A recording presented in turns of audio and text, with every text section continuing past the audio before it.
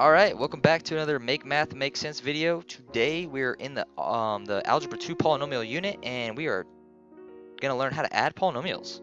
So let's just get straight into it. Question number 1, and I got my trusted friend here on the left if we need it. Add. Your answer should be an expanded polynomial in standard form. So the key here is standard form. We talked about that in previous video. Highest to lowest on exponents. All right. Now, there actually is parentheses here. I don't know why they got messed up. The key to adding and subtracting things in math is understanding this phrase, and you've probably heard it before, like terms. So this is just a combining like terms lesson. So things that are alike. So the very first step here is for me to see what's going on with the parentheses. Is there anything that I need to do? Like, do I need to distribute something? I want to be able to drop those parentheses, so I got to check it off. There's no value here to multiply through. And there is a value here. You can't see it. Technically, it's a 1, a positive 1 because of the sign. But if I multiplied positive 1 through to these three terms, it's not going to change those terms, the signs of those terms or anything about those terms. So I can actually just drop the parentheses, and I'm going to do so by just shading them out so I don't have to rewrite this whole thing. But parentheses gone, there's nothing to distribute, cool. That's the first step, right? Now the second step is to identify your like terms, and I'm going to use a highlighter to do so. So I'm just going to highlight same terms. So I've got a c to the 4th power. I'm looking here. Is there any other c to the 4th power?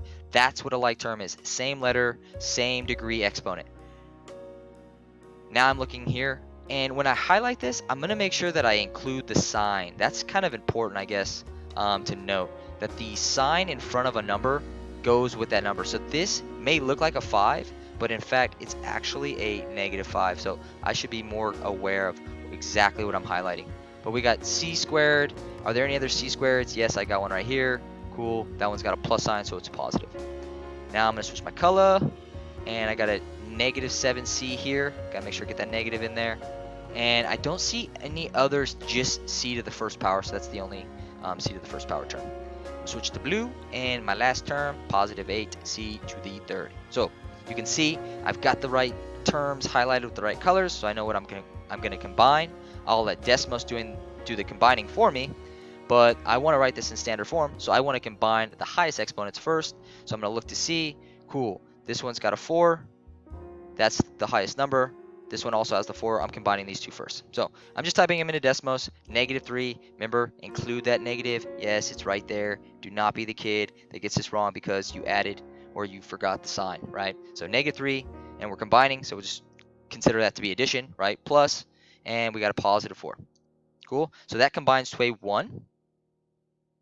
So I'm going to go ahead and write that down right here. Boom. C to the 4th. So note that the variable and the exponent, nothing changed there. The only thing that changed is the coefficient. The coefficient is the value that is changing when we add and subtract.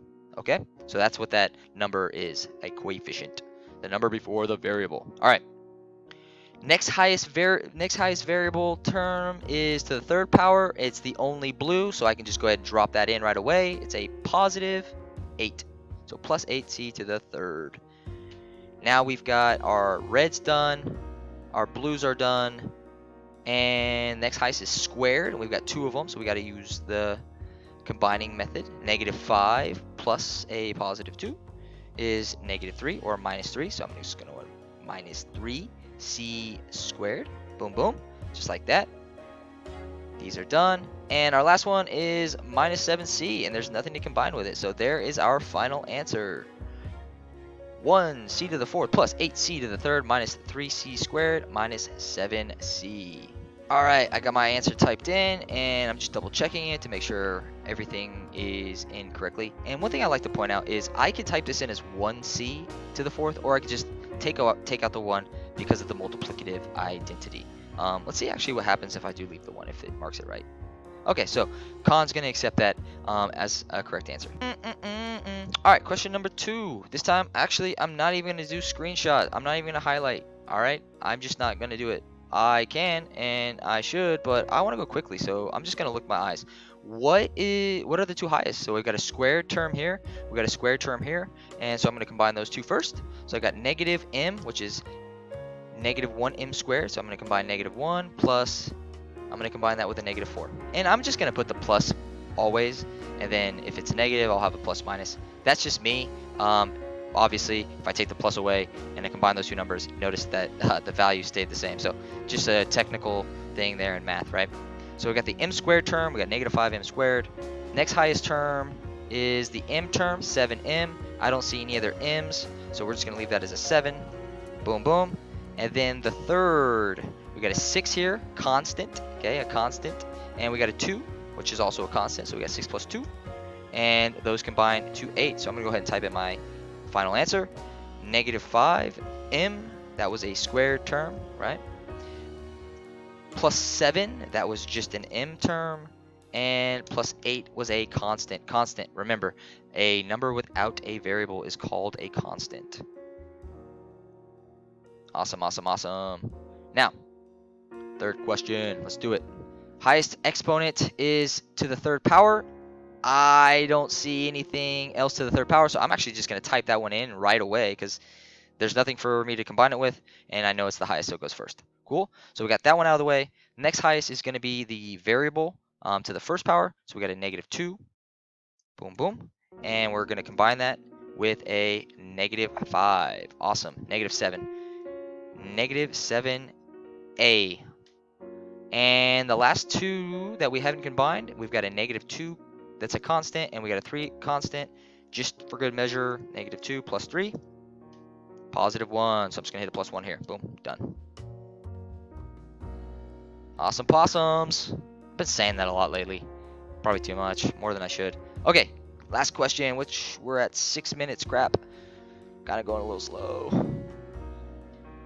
Look, I'm just trying to make these videos go fast so that you watch them. You know what I'm saying? All right, here we go. Negative. I'm looking. I see a second power. Third power is high so far. Okay, fourth power. And there's only one fourth power. So I can just drop that in right there. Make sure I include the negative t to the fourth. And like we talked about in the first video, or the first example, I can include the 1, or I can take it away. I'm going to include it, see what Con says, and we'll go from there. Cool? All right. Third powers, the next, and we've got 2 of them. So we got the negative 5, right? Don't forget that sign in front of the number, plus 9 is a positive 4. So I'm going to hit a plus right here, 4, and t to the third power, just like that. Next highest is a squared. We've got 1 squared term, and we got 2 squared terms, so we got some combining to do. Negative 10 plus positive 3 is negative 7. So I'm putting minus 7 t to the second power. Awesome. And the last number is just a constant. So I'm just going to hit a minus 1 here. And that's how you combine like terms, or should I say, that's how you add polynomials. Good luck.